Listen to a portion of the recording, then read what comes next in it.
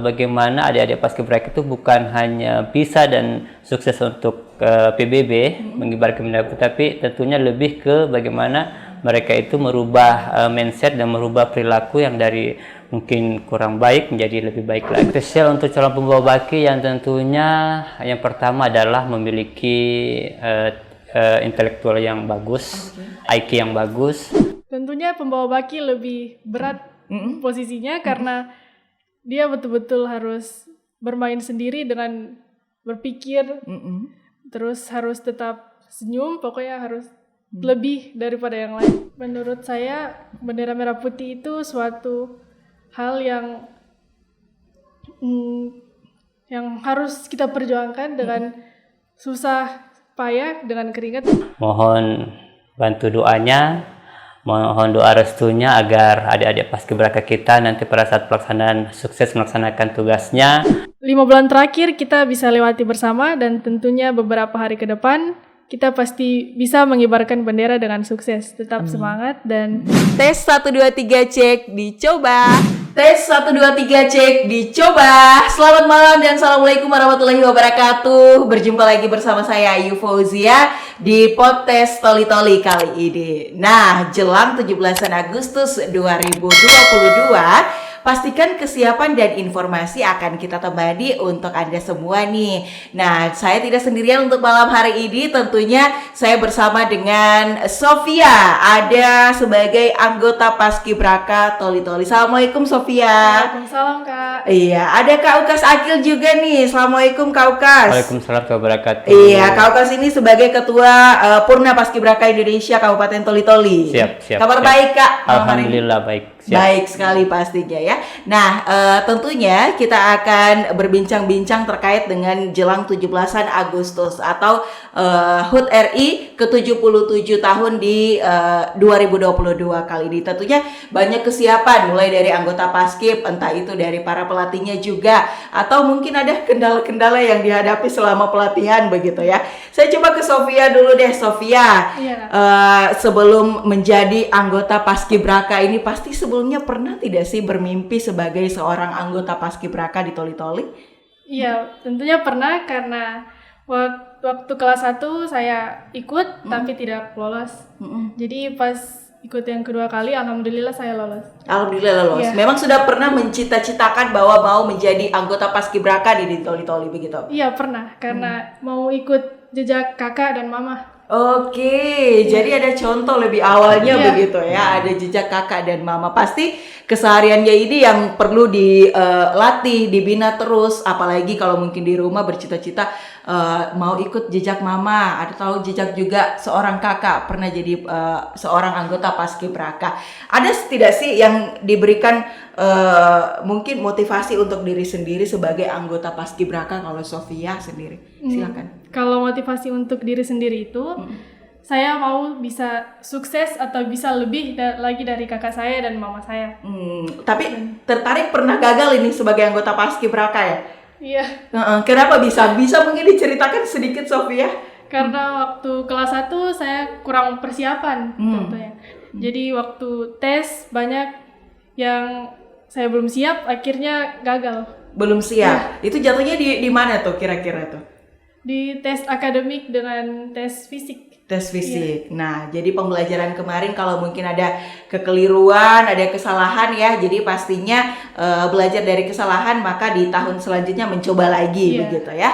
Oke, Sofia, ada juga Kak Ukas ya. Kak Ukas, persiapan begitu banyak nih ya sebagai pelatih sendiri pun juga, dan pasti untuk adik-adik yang terus berbenah untuk meningkatkan kualitas diri mereka sebagai anggota Paskibraka. Sebagai pelatih sendiri Kak, apa sih yang menjadi kesulitan kepada adik-adik untuk memberikan pelatihan ini, apalagi pada tahapan awal begitu ya? Oh iya, tentunya suka duka untuk jadi pelatih ataupun jadi kakak Purna senior itu ya banyak ya. Karena juga adik-adik ini yang kita latih itu sebanyak 33 orang dan juga berbagai macam karakter dan berbagai macam riwayat, dan mungkin berbeda-beda pendidikan mungkin dari rumah ya. Tentunya itu sangat PR buat kita untuk bagaimana menyatukan mereka dengan beberapa sifat menjadi satu sifat. Jadi karena kita punya tujuan adalah satu untuk sukses di Paskibraka, mengibarkan bendera merah putih. Gitu. Tapi memang pernah menemukan kesulitan bahwa menyatukan pribadi mereka ini menjadi satu untuk kesehariannya, apalagi memang sesuai dengan pendidikan di rumah atau mungkin kegiatan aktivitas lainnya, itu pasti pernah mendapatkan kesulitan Kak saat berlatih. Tentunya pernah. Jadi memang beberapa adik-adik ya namanya juga baru, tentunya kita ada trik-trik juga bagaimana mereka itu bisa mengikuti instruksi dari pelatih, dan tentunya kadang juga ada juga yang artinya tidak mendengar ya, yaitu mungkin sedikit ada tindakan khusus supaya mereka tidak mengulangi lagi. Dan kita di Paskibraka itu kita berusaha untuk bagaimana adik-adik Paskibraka itu bukan hanya bisa dan sukses untuk PBB mengibarkan bendera putih, tapi tentunya lebih ke bagaimana mereka itu merubah mindset dan merubah perilaku yang dari mungkin kurang baik menjadi lebih baik lagi, karena memang kan di Paskibraka ya dilatih kurang lebih 3 bulan sampai 4 bulan itu tentunya ada yang lebih dari teman-teman di sekolah. Kita berharap menjadi contoh nanti di sekolahnya. Oke, menjadi contoh begitu Kak. Siap, Nah ini siap. pasti ada persiapan juga dari para anggota Paskibraka sebelum kita lanjutkan perbincangan nih Kak Okas. Nah kalau mungkin dari Sofia sendiri, nah Sofia pengalaman apa sih yang menjadikan berarti bahwa sebagai anggota Paskibraka ini sangat penting untuk kita memotivasi diri bisa ikut menjadi seorang anggota Paskibraka, apalagi ketemu dengan orang-orang baru nih, teman-teman baru dari sekolah lain misalnya. Apa sih yang menjadi pengalaman pribadi sendiri?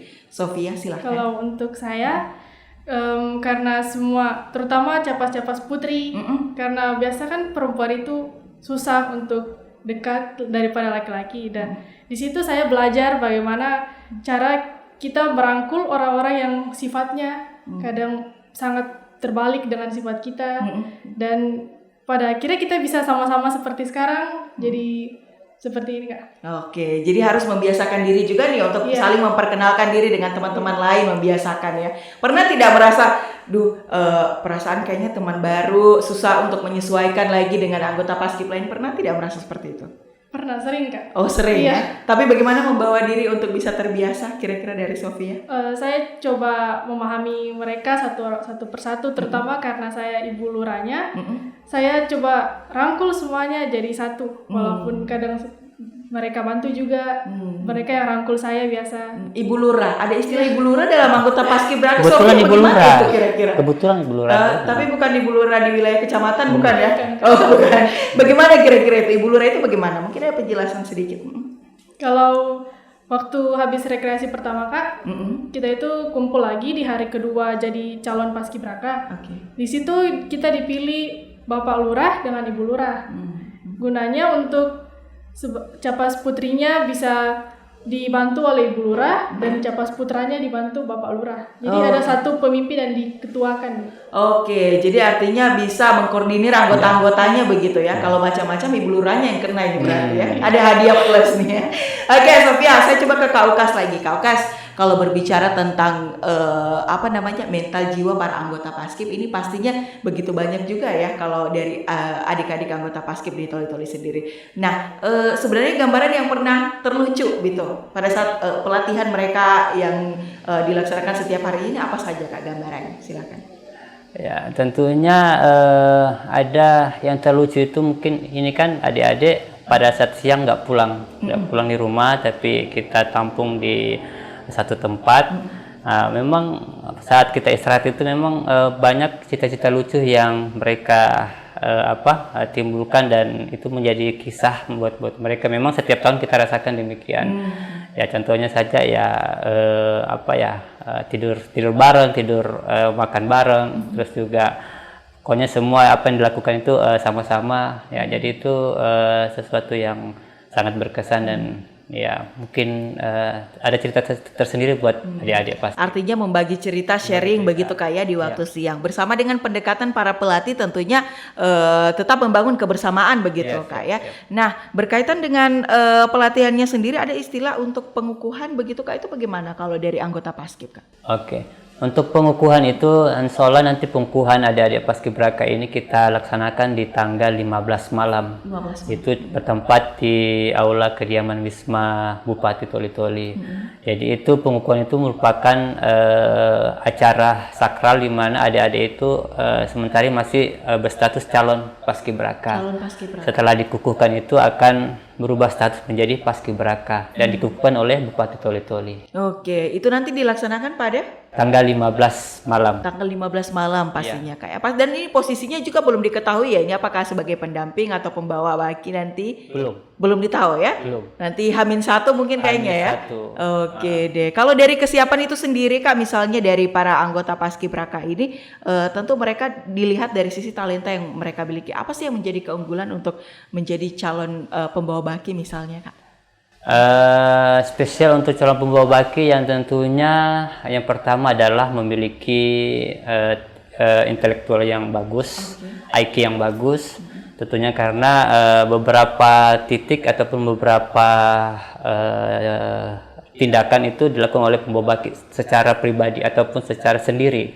Tentunya perlu IQ dan perlu juga mental yang bagus. Yang paling penting adalah bisa dikatakan adalah orang untuk melihat pembawa baki itu terasa asik ataupun artinya enak dipandang mata gitu. Jadi artinya punya senyum yang begitu menarik untuk dilihat oleh orang-orang. Oke, ada daya tarik tersendiri begitu ya. Tapi bukan wisata dong Kak ya. Siap.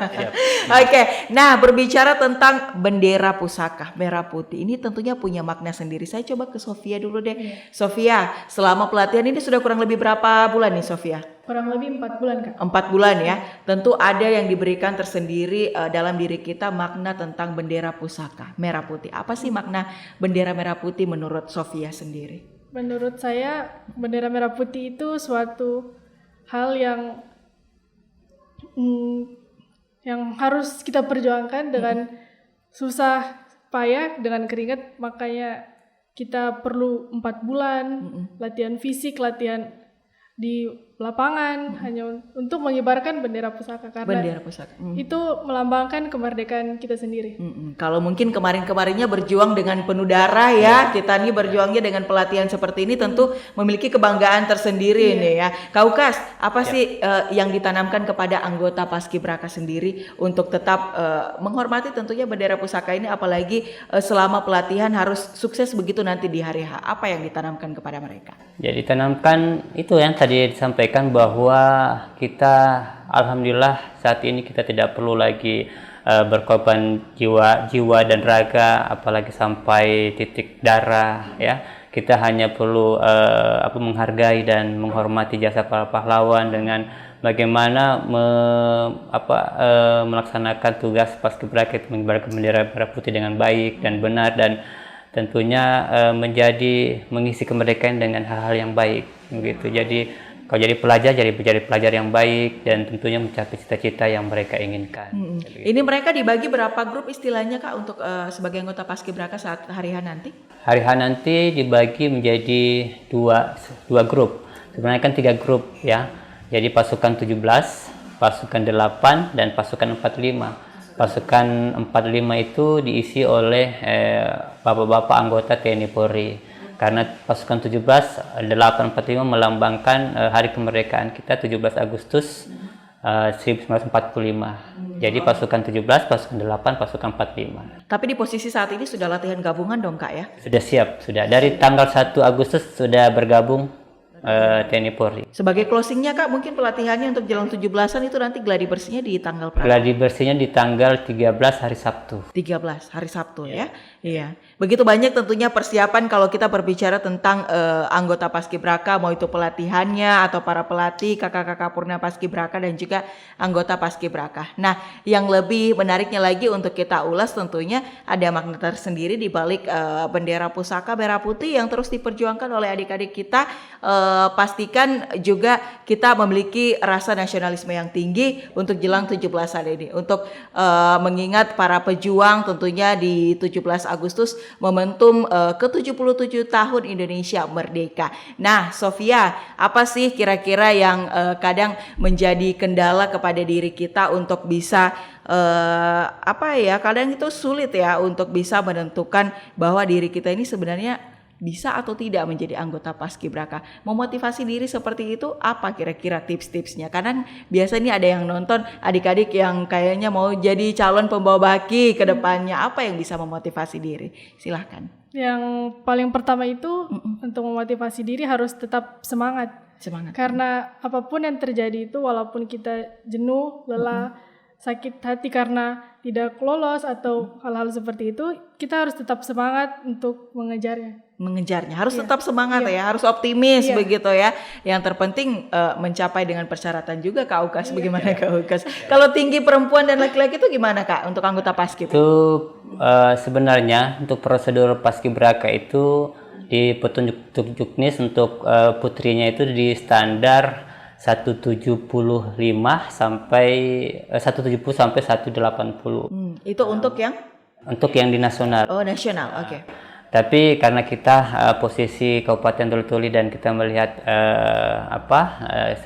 adik-adik ini kita di standar untuk Toli-Toli yang putri 160, yang putra standar 170. Oke. Tapi memang ini untuk di Kabupaten Toli-Toli sendiri dari berapa sekolah ini Kak untuk mungkin pengambilan anggota Paskibrakanya atau mungkin mengecek beberapa yang lolos dari sekolah mana saja ini Kak kira-kira? Oke. Untuk yang kemarin, untuk hari ini kita seleksi dari kecamatan ya, dari kecamatan ada beberapa kecamatan yang kita loloskan, salah satunya dari Dampal Selatan, ada juga dari Dakopamean, dari Toli Utara.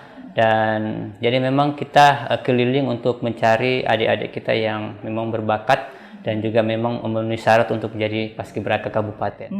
Oke, jadi memang sudah keliling dari beberapa kecamatan ini Kak ya. Nah, saya coba ke Sofia.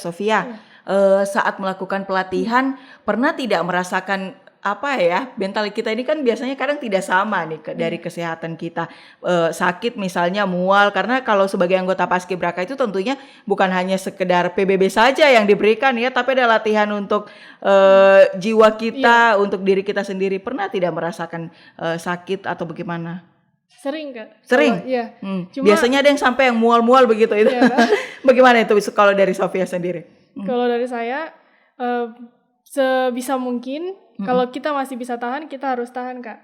Karena bagaimana kita latihan itu pun bagaimana kita nanti di pengibaran nanti. Mengontrol diri biasanya dari apa yang mereka konsumsi begitu Kak Ukas ya. Nah, makanan apa nih biasa yang dikonsumsi kalau para anggota Paskibraka? Apakah ada peraturan-peraturan tertentu di jam-jam tertentu begitu? Kita kalau istirahat sekarang itu tentu di ruang baca kumpul, kita makan sama-sama. Yang paling penting itu harus ada sayur. Iya. Kalau misalnya satu teman kita tidak bawa sayurnya, kita pasti bagi juga. Harus dibagi. Iya. Nah, ini nih yang menarik Kak Ukas. Kalau masalah pembagian sendiri untuk anggota Paskibraka, pasti yang dilatih kepada mereka ini adalah kebersamaan dan juga utamanya disiplin begitu ya. Apa sih hal menarik yang diberikan pelatihan kepada mereka, apalagi soal entah itu dari segi makanan atau mungkin kedisiplinan waktu dan lain sebagainya Kak? Silakan. Ya, tentunya segala bentuk kegiatan itu kita ajarkan bahwa satu aba-aba, satu perintah itu dan satu tindakan. Dan juga segala bentuk kegiatan itu harus disiplin dalam arti disiplin waktu, dari makan sampai berkumpul itu memang semua kita hitung. Semua dihitung ya. Ada mungkin hitungan waktunya minum dan makan berapa menit begitu? Iya. Kita biasanya kalau makan itu paskibraka harus selesai sampai di waktu 5 menit. Waktu 5 menit saja. 5 menit saja. Itu untuk makan. Untuk makan. Oke, saya 5 menit baru menghayal mungkin Kak ya. Oke, 5 menit makan dan minum juga begitu Kak? Atau ada durasi tersendiri? Ya pokoknya satu makan minum 5 menit. Makan minum 5 menit. Kalaupun lewat dari 5 menit ada hadiah tersendiri pastinya. Oke deh, menarik ya perbincangan kita. Nah ini kalau mungkin untuk adik-adik masyarakat Toli-Toli ataupun di mana saja ya. Nah kalau mungkin mau menjadi seorang anggota Paskib, terus melatih diri, mencoba, jangan pernah berhenti untuk menyemangati diri, memotivasi dan optimis lakukan pelatihan dari dalam diri sendiri ya. Sofia, kalau kita berbicara sebagai seorang anggota Paskibraka, bangga tidak sih untuk menggunakan kostum ini sebagai seorang anggota Paskibraka? Bangga sekali Kak. Bangga sekali. Makna apa yang tersirat dalam diri sebagai anggota Paskibraka? Kita bisa menjadi cerminan para pahlawan sebelumnya yang mengibarkan bendera walaupun dengan cara yang lebih gampangnya lagi ya. Jadi pakai baju seperti ini itu satu kebanggaan yang sangat besar Kak bagi saya. Satu kebanggaan. Iya. Biasanya kalau pengambilan baju begini ada hadiahnya juga nih ya Kak ya. Bagaimana Kak Ukas? Siap ada. Oh siap ada ya. Karena kita menanamkan bahwa segala bentuk apa yang diberikan itu harus dihormati dan dihargai dan dijaga baik-baik. Apalagi baju paskibraka yang memang tentunya tidak gampang untuk didapatkan. Tidak mudah begitu Kak ya. Nah, ada perjuangan di balik itu semua. Nah, ini semua pasti ada makna tersendiri Kak sebagai Kak Ukas ini juga Ketua Purna Paskibraka Indonesia di Toli-Toli memberikan makna tersendiri tentang perjuangan seorang paskibraka. Apa yang ingin disampaikan Kak tentang hal itu? Oke, disampaikan bahwa paskibraka itu memang tidak mudah. Dan kita selalu menerapkan kepada adik-adik untuk selalu bersyukur, selalu menghormati orang tua, menyayangi orang tua. Tentunya dari balik semua yang ada di sini adalah ada izin dari orang tua dan ada juga ketetapan dari Yang Maha Kuasa. Jadi kalaupun kita sudah berusaha tapi Yang Maha Kuasa tidak mengizinkan, tentunya tidak akan terjadi. Jadi kita tanamkan bahwa segala bentuk apa yang terjadi di dunia ini, di bumi ini adalah izin sama yang di atas. Dan tentunya adalah dua restu dari kedua orang tua. Kedua orang tua. Berlandaskan juga pada Pancasila ya Kak, di poin pertama. Nah, ada kegiatan keagamaan tidak sih kalau para anggota Paskibraka Kak setiap harinya? Ya tentunya untuk yang Muslim ya tentunya pada saat waktu sholat tentunya kita tetap taat dan kita tetap istirahat dan untuk memberikan kesempatan kepada adik-adik untuk yang Muslim sholat, yang non Muslim untuk beribadah, dan tentunya kegiatan agama itu yang penting dan itu tidak hilang dari kegiatan pelatihan. Tidak hilang dari kegiatan. Nah kita tadi yang saya katakan tadi kita melatih adik-adik paskibraka bukan hanya untuk pandai berbaris, tetapi juga lebih kepada mereka itu untuk mendapatkan jati diri mereka sendiri bahwa untuk menjadi lebih baik. Ada pembentukan moral juga di dalamnya Kak ya. Oke deh, pelatihnya ada berapa sih Kak kalau di Kabupaten Toli-Toli sendiri? Kabupaten Toli-Toli pelatihnya ini sekitar ada 12 orang. 12 orang ya. Dan semuanya itu juga ikut memberikan pelatihan selama dari pagi sampai sore begitu. Siap. Oke, kalau mungkin di waktu hujan, bagaimana untuk adik-adik untuk melakukan pelatihannya sendiri Kak? Kalau waktu hujan kita mengisi dengan materi-materi di ruangan, materi-materi apakah itu terkait dengan materi-materi Pancasila, materi-materi terkait dengan merah putih, wawasan kebangsaan, dan juga terkait dengan renungan yang selama ini mereka dapatkan. Berarti tetap produktif meskipun tidak latihan Kak ya. Oke deh, nah itu dia perbincangan kita tentunya pada hari ini, apalagi kalau berbicara tentang anggota Paskibraka ataupun juga pelatihnya sendiri ada Kak Ukas. Nah saya coba ke Sofia lagi nih. Sofia, sekarang posisinya di mana nih Sofia saat pelatihan? Posisinya di mana? Sekarang kan waktu masih belum pasti Kak menanti. Jadi saya sekarang masih jadi pembawa baki, kadang juga jadi pendamping. Kadang juga pendamping, kadang juga pembawa baki. Ada perbedaan sendiri tidak saat melakukan pelatihan yaitu untuk di dua posisi ini? tentunya pembawa baki lebih berat posisinya karena dia betul-betul harus bermain sendiri dengan berpikir, terus harus tetap senyum, pokoknya harus lebih daripada yang lain. Meskipun lutut sudah gemetar ini harus tetap senyum begitu ya. Harus mengoptimalkan diri. Kalau pendamping apa pelatihan yang diberikan dia? Kalau pendamping pokoknya harus siap membantu pembawa bakinya. Membantu pembawa baki. Oke, posisi seperti itu. Kak Uka, saya menarik nih ya. Karena ini kan belum ada penentu untuk siapa yang menjadi pembawa baki. Karena tadi sesuai informasi yang Kak Uka sampaikan bahwa itu nanti di H-1 untuk penentuannya pembawa baki. Nah, berarti ada cadangan juga nih ya yang mewakili untuk pembawa baki, masih 2 lagi pelatihannya ya. Siap. Oke, ini berarti perempuan dua-duanya Kak ya. Siap. Nah, itu berasal dari mana Kak kalau Sofia sendiri dan juga yang calonnya nanti untuk? Calonnya 2, yang satunya calonnya dari mana lagi? Dari SMK. SMK ya, SMK. SMK. Oke, SMK atas nama Aulia. Aulia, kalau ini Sofia. Sofia. Ya, oke deh. Persiapan atau perbedaan mereka saat sebagai pendamping dan calon pembawa baki, apa yang ditanamkan kepada mereka sih Kak Ukas? Apalagi memang tanggung jawabnya ini lebih berat daripada yang biasanya ya. Ya, tentunya dua-dua ini kita berikan kesempatan yang sama terkait dengan apakah bisa membawa baki ataupun pendamping, dan nanti insya Allah nanti H-1 kita sudah tentukan yang mana bisa untuk dipercayakan menjadi pembawa baki. Yang tentunya kita tanamkan di sini, siapapun yang nanti akan bertugas itulah yang terbaik dan saling mendukung ya, saling mendukung. Dan tentunya sering kita sampaikan bahwa siapapun pembawa baki adalah sudah garis yang maha kuasa, tentunya melalui pelatih-pelatih. Itu jadi kita selalu menanamkan bahwa lakukan yang terbaik, lakukan saja yang terbaik, yang keluarkan kemampuan yang sudah diberikan, dan insya Allah apapun hasilnya nanti tentunya buat adik-adik angkatan 2022. Gitu. Oke deh, tapi saya yang paling menariknya nih Kak, selain anggota Paskib memang yang ditugaskan sebagai pembawa bendera pusaka Kak ya, tapi pasti pada saat hari hanya nanti pelatihnya itu lebih dakdikduk begitu Kak ya. Pernah tidak Kak merasakan itu Kak? Itu setiap tahun. Setiap tahun. Karena saya alumni Purna Paskibraka tahun 99. 99 Kak ya. Dari tahun 99 juga ya aktif juga setiap tahun untuk membantu, kemarin jadi asisten pelatih ya, sampai saat ini dipercayakan menjadi ketua. Jadi setiap tahun setiap tahun berkecimpung dan setiap tahun aktif di Paskibraka. Di Paskibraka memang sudah setiap tahun saat melakukan pelatihan dan hari H juga anggota Paskibraka ini sudah mulai turun begitu kayak pasti dakdikdukser itu tetap ada ya.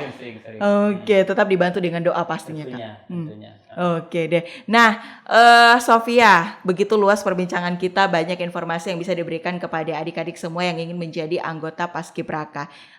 Dukungan dari orang tua seperti apa sih Sofia sebagai anggota Paskibraka? Pernah tidak bercerita tentang, Mbak, saya ada di posisi seperti ini karena mama dan papa misalnya, atau karena orang tua dan keluarga? Pernah tidak seperti itu? Bincang-bincangnya ke orang tua, silahkan.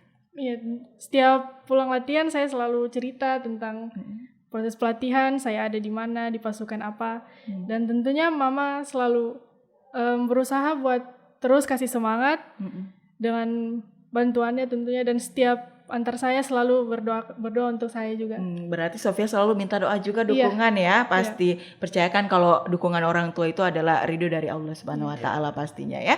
Nah, Kak Ukas, tips apa sih yang bisa menjadi barometer adik-adik di luar sana untuk menjadi seorang anggota Paskibraka? Boleh dong di-share ke masyarakat sendiri, masyarakat Toli-Toli. Oke, tentunya yang bisa kita share itu jika ingin mendapatkan ataupun bergabung menjadi Paskibraka, tentunya memang harus persiapan yang matang.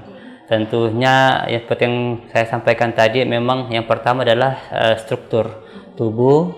Tinggi itu 170 untuk putra standarnya, dan maksimal 180, untuk putri 160. Itu standarnya. Jadi itu dulu yang pertama. Yang kedua adalah tentunya mempersiapkan diri bagaimana postur badan ideal dengan berat badan dengan tinggi badan ideal. Selanjutnya juga bisa yang tidak kalah penting adalah bagaimana untuk menyiapkan untuk mengisi knowledge ataupun ilmu pengetahuan, karena pada saat tes itu kita salah satu tahap seleksi adalah tes akademik. Selanjutnya juga tidak kalah penting adalah fisiknya, harus dijaga fisiknya karena memang pada saat seleksi itu juga ada seleksi kesamaptaan kayak begitu. Jadi segala bentuk tahap-tahap seleksi itu ya memang harus dipersiapkan sedini mungkin. Jadi yang ada yang merasa kurang tinggi badannya, ya bagaimana berusaha untuk mempertinggi badan, ya contohnya mungkin berenang atau lari, olahraga. Itu beberapa cara yang dilakukan, disiapkan. Oke deh, nah itu dia tuh adik-adik masyarakat Toli-Toli, siapa tahu mungkin kedepannya nanti mau menjadi seorang anggota Paskibraka, pasti ada tips-tips tersendiri. Kak Uka sudah menyampaikan bahwa mempersiapkan dari sejak dini ya, apalagi untuk pelatihan diri. Kalau mungkin yang merasa belum sampai di persyaratan untuk tinggi perempuan dan laki-laki, nah kita bisa melatih diri untuk berenang atau mungkin berolahraga sesuai dengan syarat yang sudah ditentukan. Nah, kalau mungkin tadi kita bincang-bincangnya ke Kak Uka soal pengukuhan Kak. Dan ini kan mereka belum pembagian kostum Kak ya, untuk apa namanya istilahnya kostum pada saat waktu pengibaran baju. Pengukuran sudah. Oh sudah, pembagian bajunya sudah. Belum. Baru pengukuran. Oke, pasti ada tahap tersendiri juga nih untuk pembagian pakaiannya, atribut ini. Makna apa sendiri Kak yang dibagikan kepada mereka untuk baju atau mungkin kostum yang akan mereka gunakan di 17-an nanti?